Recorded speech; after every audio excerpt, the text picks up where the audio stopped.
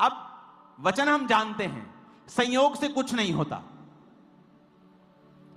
मिस्री के हाथ बेच दिया गया यूसुफ को, क्या यह संयोग था?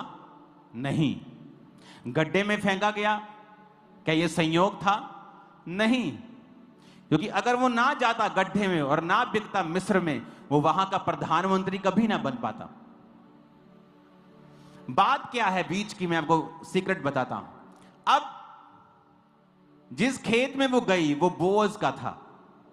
वो एक अमीर था, धर्मी था, और जब उसे बताया गया, जब उसने पूछा कि ये लड़की कौन है, तो उसे बताया गया कि ये नियोमी की जो तेरी रिश्तेदार है, ये उसकी बहू है, और उसकी दूसरी बहू से छोड़ के चली गई जब उसके बेटे मर गए।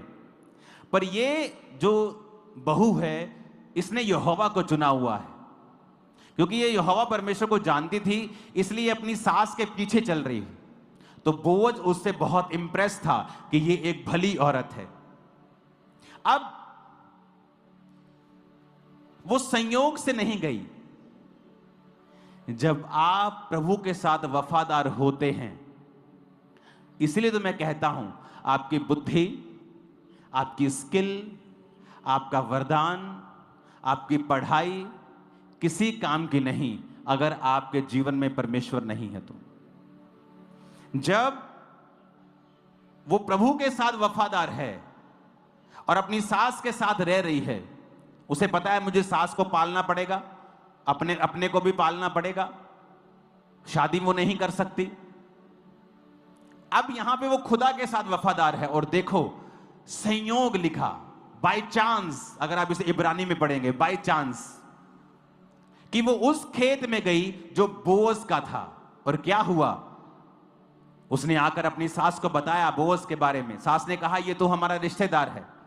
जब बात चली शादी की कि बोअज तुझसे शादी कर सकता है अगर वो चाहे, और बोअज से बात चली तो बोअज ने कहा एक और रिश्तेदार है जो मुझसे भी ज्यादा नजदीकी है, उससे बात की गई कि तू उसे छुड़ाना चाहता है, क्या तू उससे शादी भी करेगा? अगर नियोमी के सारे कर्जे को तू चुकाएगा। तो उसने मना कर दिया। तो परमेश्वर ने बोअज को और रूत को एक किया, और वो दाऊद की परदादी बनी।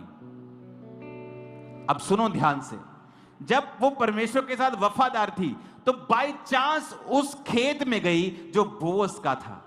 क्या आपको यह वचन काफी नहीं है? इस पे जो निशान आ रहे मैं कैसे पढ़ूंगा स्क्रीन के ऊपर, और सिर्फ इसी स्क्रीन पे आते हैं, किसी स्क्रीन पे नहीं आते। हालेलुया, ऊंची आवाज में बोलो हालेलुया। मैंने कहा आपको क्या लगता है कि यह बाय चांस था?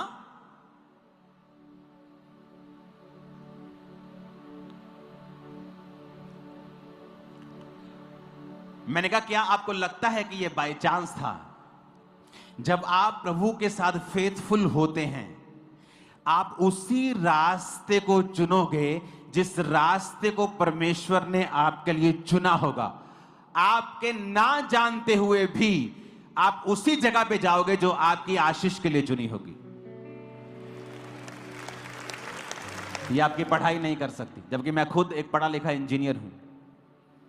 आपकी अमीरी भी नहीं कर सकती, आपकी चुस्त चालाकी, स्किल, होशियारी भी आपके साथ ये नहीं कर सकती कि आप उसी जगह पे जाएं।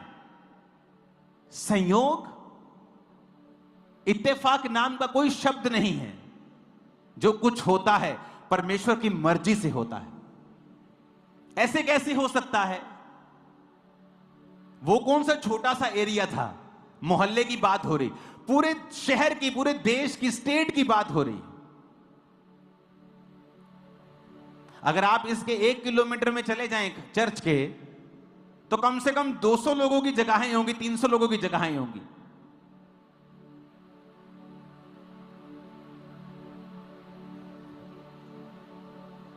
हालेलुया।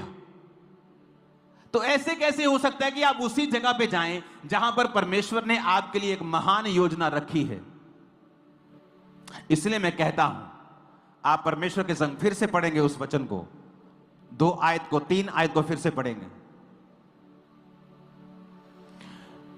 रूत ने नियोमी से कहा मुझे किसी खेत में जाने दे, 3 आयत को पढ़ेंगे।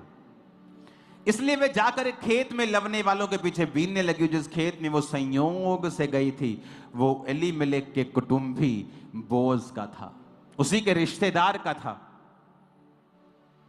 बड़ी ये छूने वाली बात है कि वो कुछ नहीं जानती, लेकिन वहां पहुंच गई जहां परमेश्वर की योजना थी।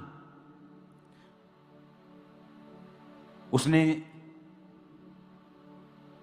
ढूंढा नहीं, कोई एफर्ट नहीं किया आकर कि सबसे पहले मैं अपनी सास के रिश्तेदारों को ढूंढूं। ऐसे होते हैं शारीरिक लोग जो अपने लाइफ की हर प्रॉब्लम का हल शारीरिक रूप से करना चाहते हैं कि चलो आते ही बोले सास तेरे रिश्तेदार कौन है बता, अच्छा ये तेरा रिश्तेदार, अच्छा ठीक है मैं हूं जाननी है, तैयार होके उठे। वो तैयार होके वहां जा रही है कि उसकी निगाह मेरे पे पड़ जाए, मेरी शादी हो जाए। और मैंने देखा है ऐसे लोग विश्वासी भी हैं, और हर लाइफ थोड़े थोड़े दिनों के बाद, थोड़े थोड़े महीनों के बाद वो अपनी लाइफ में डिसअपॉइंट होते हैं, निराश होते रहते हैं। ओ अभी भी मेरी बात नहीं बनी, ओ अभी भी मेरे जीवन में यह काम नहीं हुआ। क्योंकि आप जो कुछ भी कर रहे हैं उसके पीछे शरीर का एफर्ट है, आत्मा का एफर्ट नहीं है। अगर आप वचन पढ़ें तो वचन में लिखा है कि परमेश्वर ने कहा आदम का अकेला रहना ठीक नहीं। आदम ने नहीं कहा हाय हाय मैं कल्ला, ओए बचाओ मैनू प्रभु जी, ओ प्रभु जी कुछ करो, कुछ कर दे, क्यों नहीं पे कुछ। उसने कुछ नहीं कहा, वो अपने काम में बिजी है। खुदा ने जो काम दिया बिजी है। शाम को परमेश्वर आ रहा है, उसके साथ बात कर रहा है, सुबह वो अपनी अदन के बाग में बिजी है। प्रभु देख रहे हैं यार इसका कोई संगी चाहिए। आदम ने कुछ नहीं कहा, खुदा ने कहा। लेकिन आज का आदम क्या कर रहा है, वो परमेश्वर को बता रहा है तुझे मेरे जीवन में ऐसा करना चाहिए था, तुझे मेरे जीवन में ऐसा करना चाहिए था।